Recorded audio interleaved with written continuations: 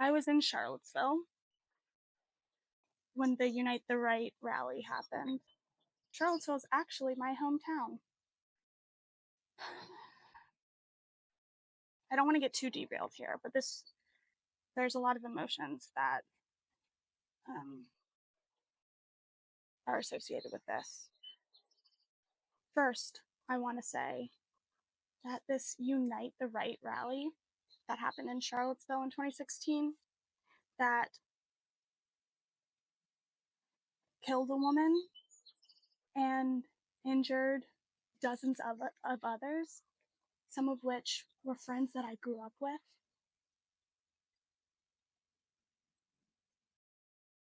The organizers behind it and the people that protested were overwhelmingly not from Charlottesville. Most of them weren't even from Virginia. And they had the audacity, or as Ramona Singer would say, audacity, to come into our home and tell us that the decisions that we made for our community, taking down Confederate statues, was wrong. RSV, so don't tread on me, people. Excuse me. Anyways, I was there as a counter-protester. I saw firsthand how the white supremacists climbed on top of buildings with their what appeared to be military gear, throwing water bottles down on the ground, put you on high alert. I saw tanks drive down our local pedestrian mall. I saw a white supremacist drive past me, roll down its window, and go like that. But both sides are to blame. I was out there as a counter-protester that day. And by a stroke of luck, I hung back in a park with some friends instead of moving on with the protest to the next destination. It was a hot August day. We needed some shade. We needed a breather. We needed some water. So we took a break. And that decision potentially saved our lives. So when we heard that there was an emergency, my friend, who was an EMT, got a call, had a jet. My parents had told me earlier in the day, make smart decisions, Caroline. So when I heard there was an emergency, I start walking towards home.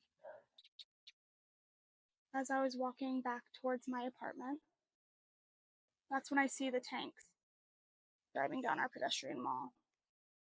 I turn down the street to go to my apartment, and there's a sea of people rushing against the direction that I was going, trying to get home. One woman stopped and told me, "You don't want to keep going in that direction." But I needed to. That was the only way I could get into a safe spot.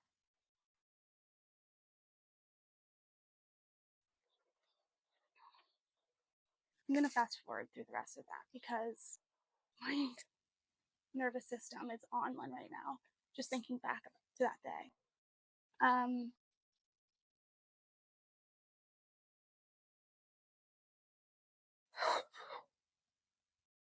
I was going somewhere with this. I was. Point being is that I know what it feels like when your community is under siege by outsiders who are trying to tell you how to live in your community. Heather Heyer took her last breaths right outside my apartment. I walked past the memorial for her at least twice a day, every day, because I had to pass it on my way to work. There was no escaping the reminder So it haunted me for a really long time. The destruction and the erasure, is that how you pronounce that? Erasure of our sense of safety in our own communities has been under attack for a long time now. What is happening in LA is fucking tragic. Also not new. They've been telling us who they are for a long time. And if you've been listening and paying attention to that, thank you.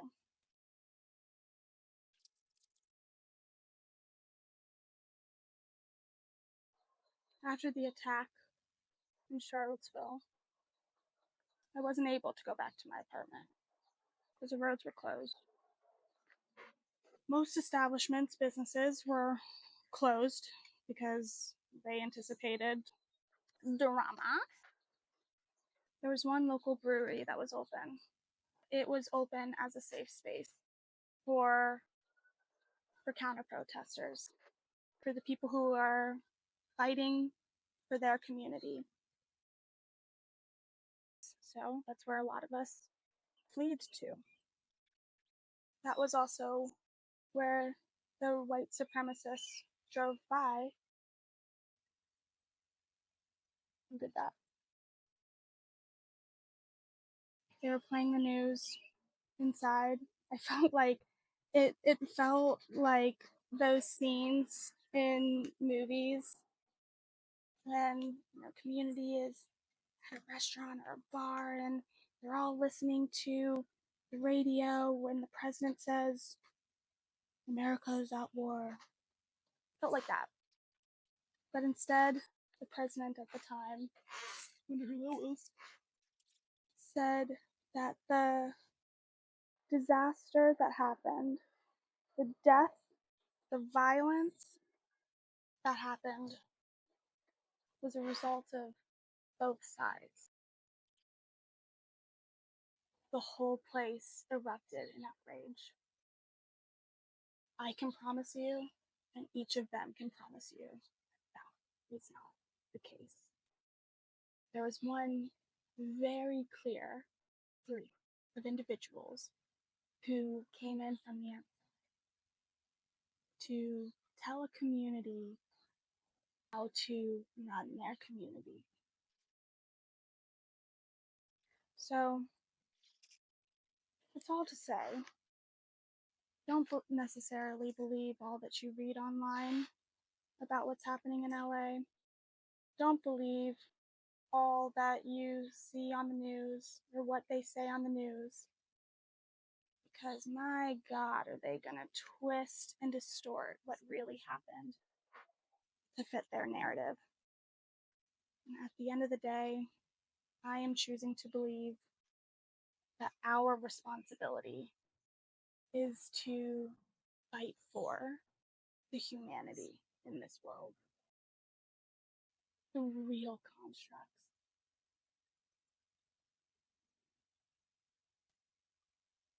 The things that make us more similar than different.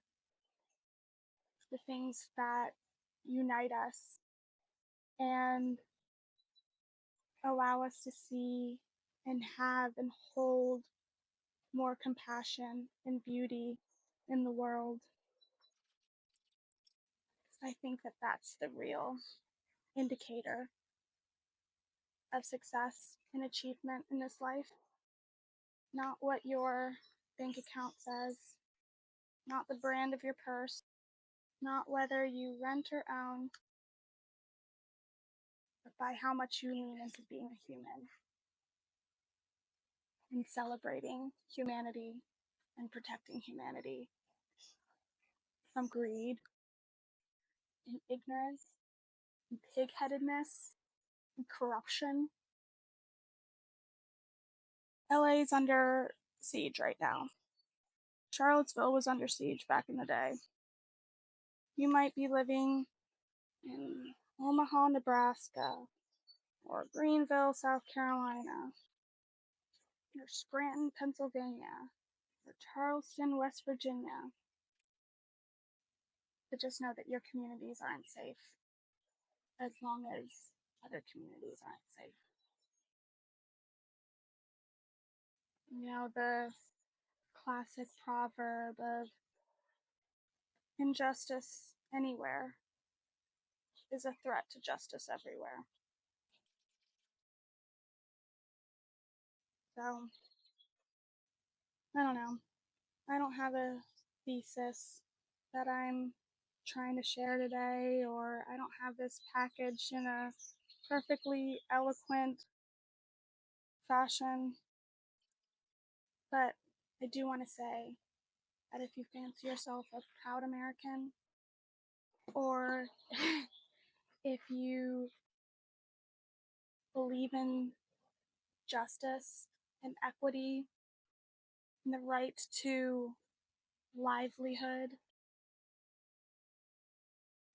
we gotta keep talking about the injustice that we see around us, even if we're not physically there, even if we are not the exact demographic of people that are being targeted. Because if it can happen to them, it's only a matter of time before it can happen to us, and will happen to us.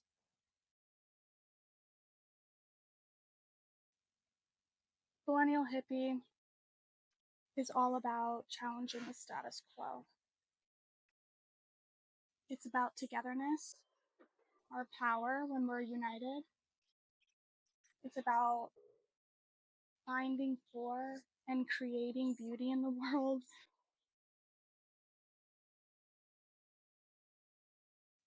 It's about refusing to give up or refusing to accept that we're destined to live lives that we didn't choose for ourselves.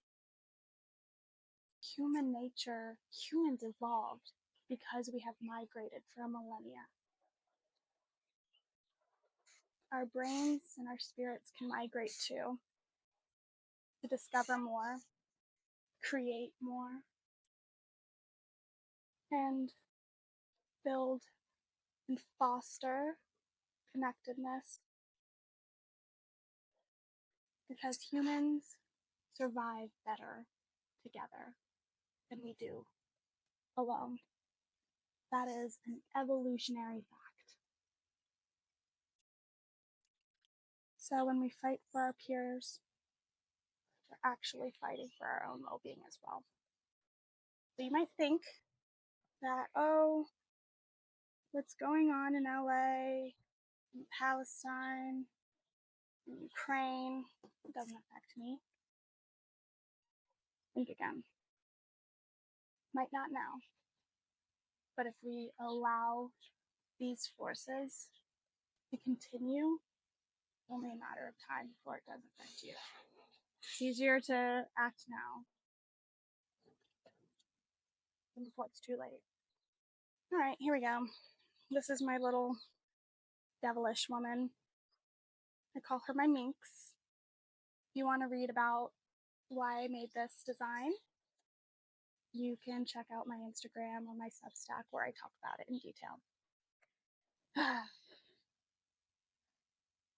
Thanks for being here. Keep on resisting.